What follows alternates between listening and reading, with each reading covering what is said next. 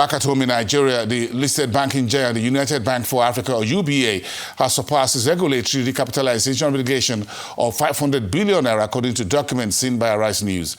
As at the 2025 half-year audited result, the UBA's share capital and share premium stood at approximately 350 billion naira. However, following the successful completion of the second tranche of the bank's rights issue, for which the Securities and Exchange Commission approved the allotment of 157 billion naira to shareholders, UBA's total share capital now exceeds the 500 billion naira minimum capital requirement prescribed by the Central Bank of Nigeria.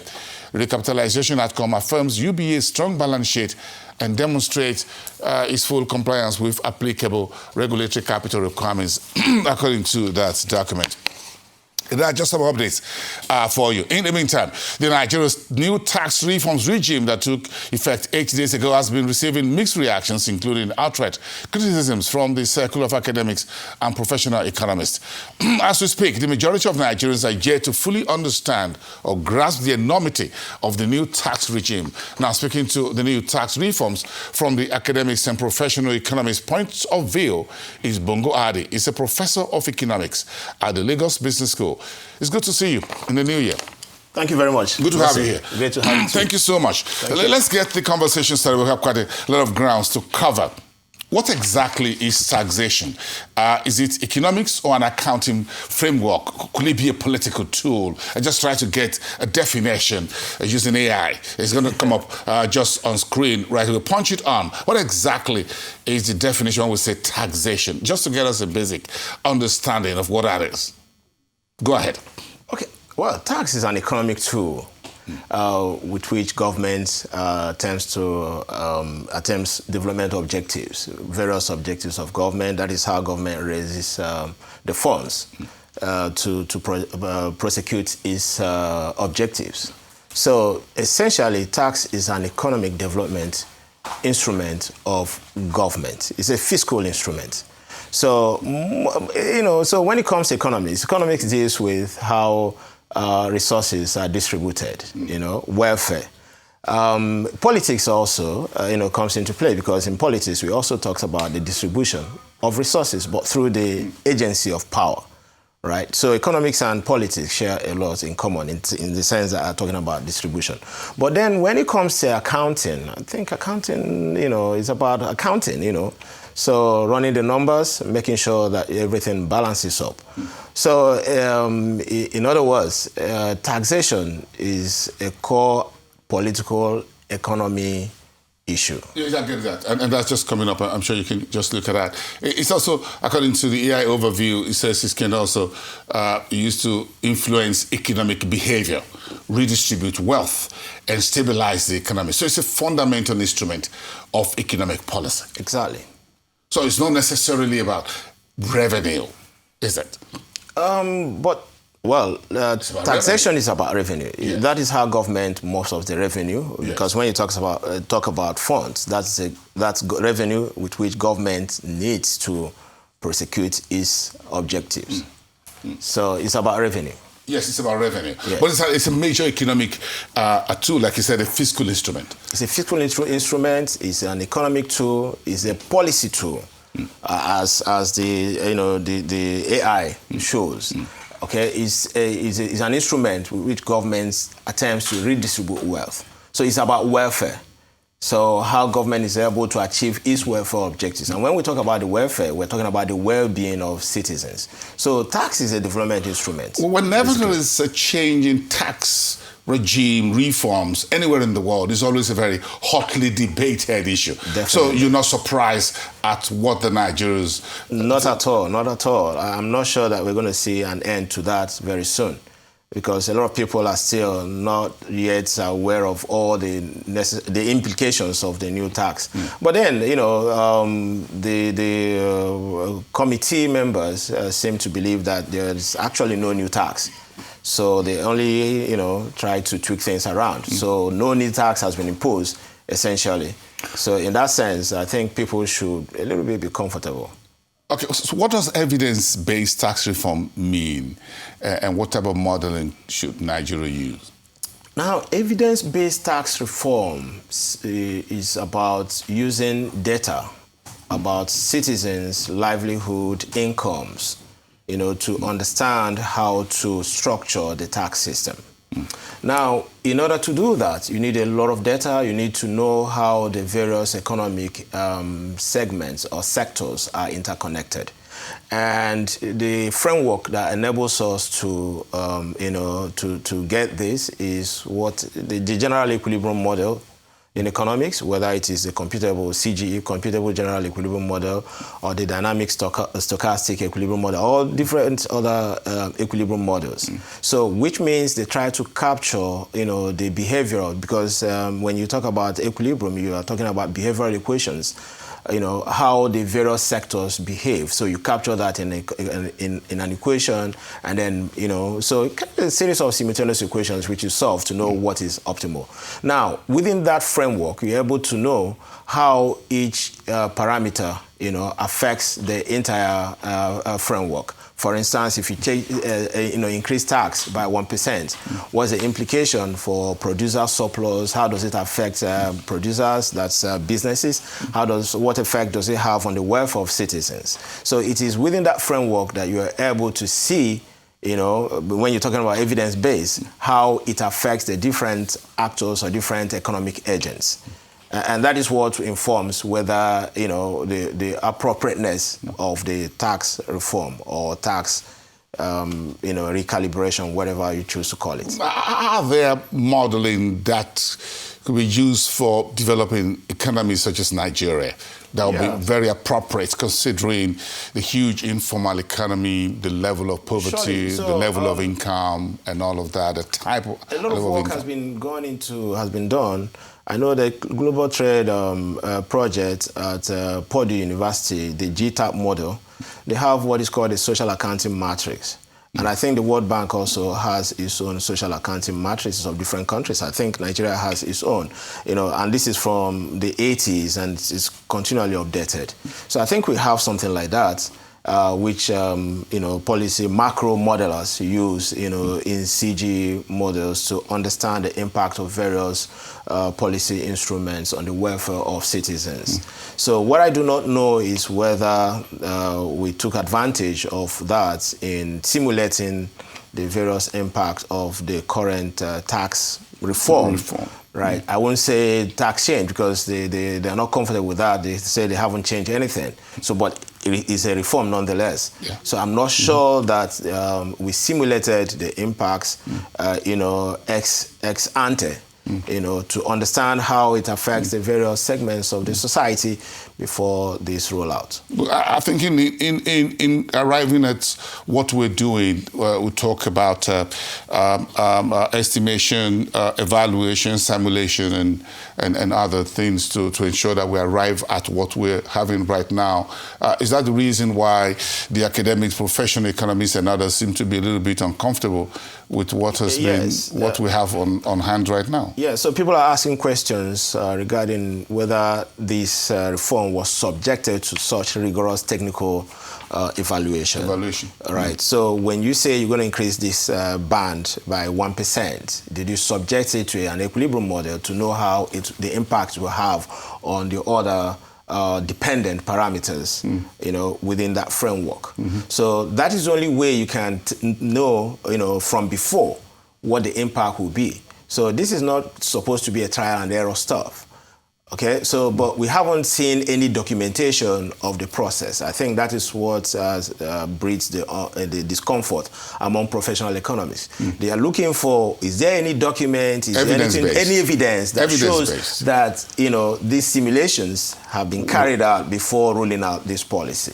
I think that is where the problem is. So if there is, I've heard that they did some micro simulations, but I have a problem with micro simulations because you're talking about the macro issue, right? So if you're going to do the stuff at the household level, that's fine.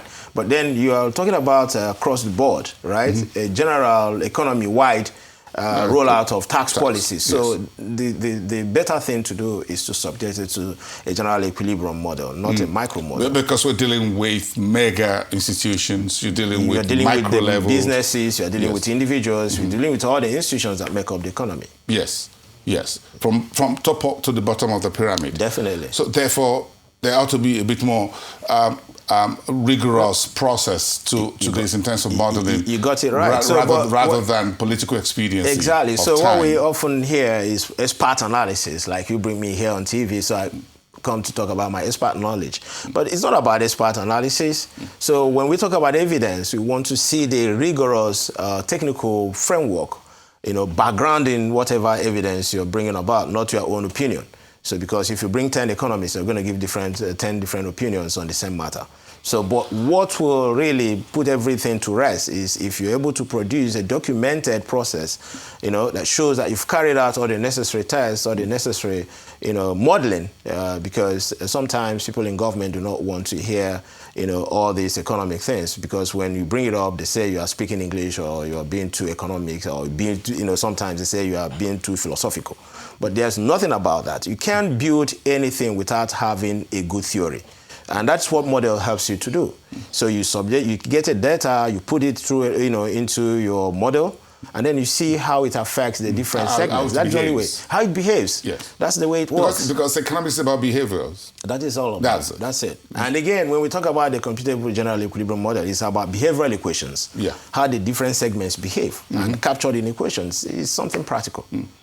If you look at a country such as Nigeria and try to look at what the IMF spoke about, tax policy and reforms in developing economies such as Nigeria, where you have a very large informal economy at the base of the pyramid, and why is it always an issue to get the appropriate tax policy or reforms in place? So the problem here is that we have data.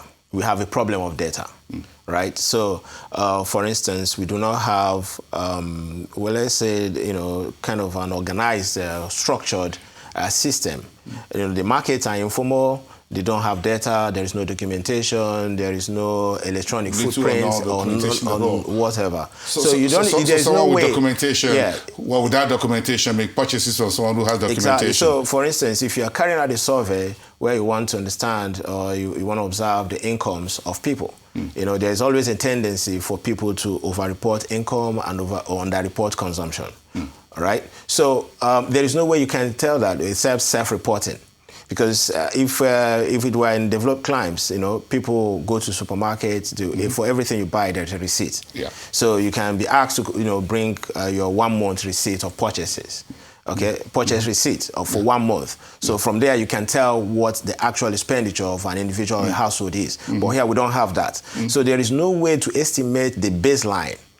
Right here, there is no accurate baseline estimation because we don't have that data. Yeah, again, you got a very large population making purchases by the roadsides and what have you. All we can do is to just do some kind of general estimation. But then, if you had a social accounting matrix, for instance, because some issues of this informality seem to have been captured over the years. So you have some behavioral equations that somehow mimic those behaviors, such that it gives you a little bit of credible evidence to work with. But if you have to rely on, well, I say, subjective evaluations, then that's a problem. And then there's no way you can also get some accurate estimate using whether it's a World Bank data or the Bureau of Statistics data, the Nigerian Living Standard Measurement Survey by the World Bank, or the Demographic and Health Survey, or whatever survey. So these are all, randomized surveys at household levels, which still have the same challenges as I have pointed out. Okay, so we've got Mr. President says the reform law will go into effect. It's gone into effect. We're now 8 days into the first month of the new year. So a few suggestions have been made on how to move forward. What are you thinking? So my thinking is this.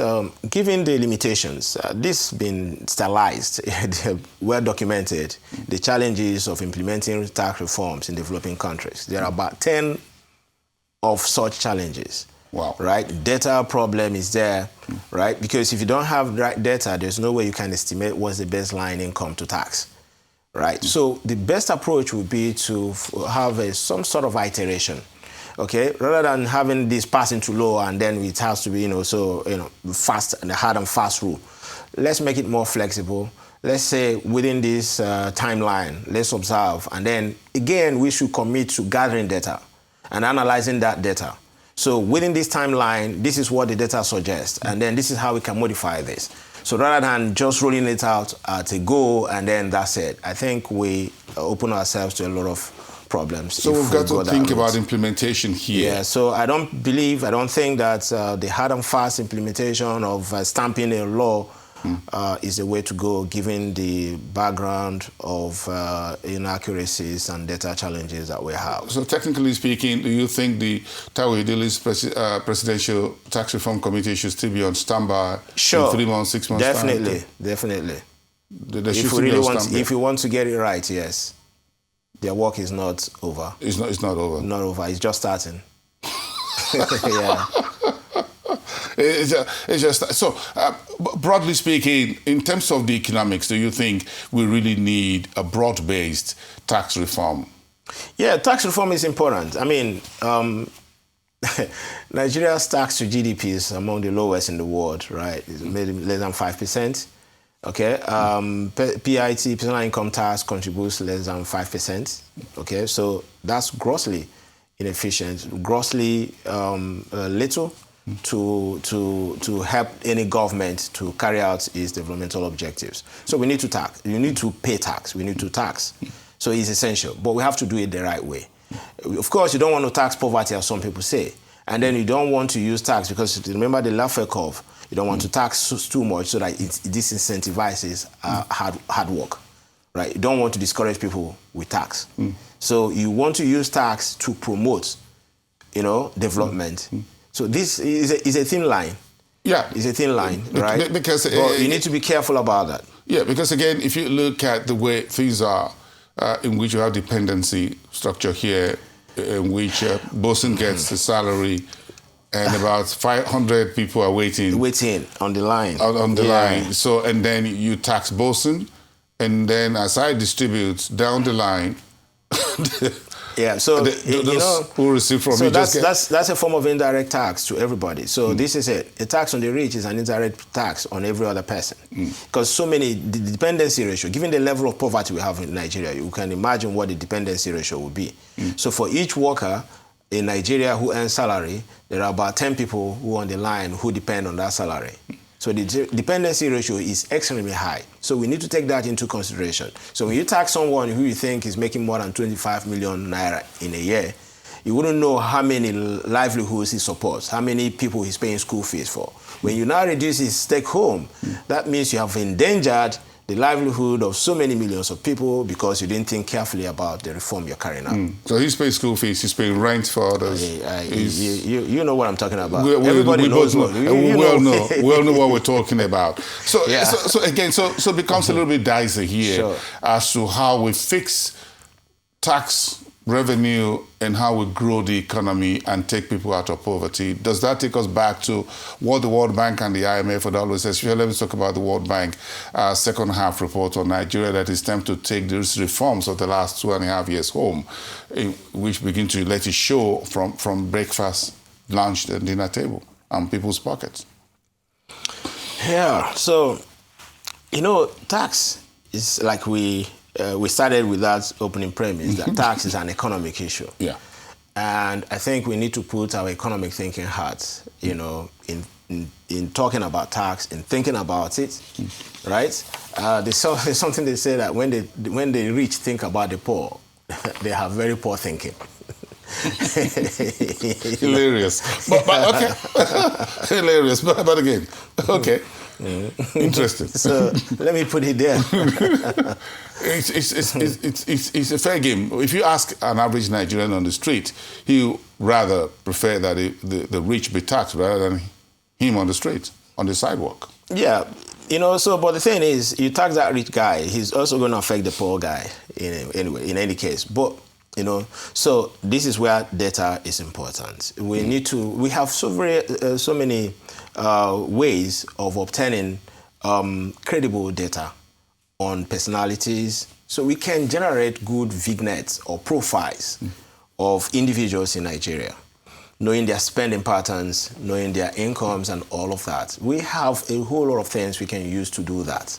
And if we're able to do that, then this wouldn't be rocket science at all. We know who to tax and what to tax those individuals. So not just across the board taxes. Yeah. Well, I guess this is still early days, as it were, in the matter of speaking. So we've got to thank you for that, for today's drill down. Thank you so much. Thank you. We appreciate it for the drill down into Nigeria's tax reform. So quite a lot to unwrap in the days and weeks ahead as we do. So we'll keep tabs on you as we get more clarifications and all of that, and see how it actually unfolds in practical terms before our eyes. Thank you so much for that, Professor Bongo of the Lagos Business School.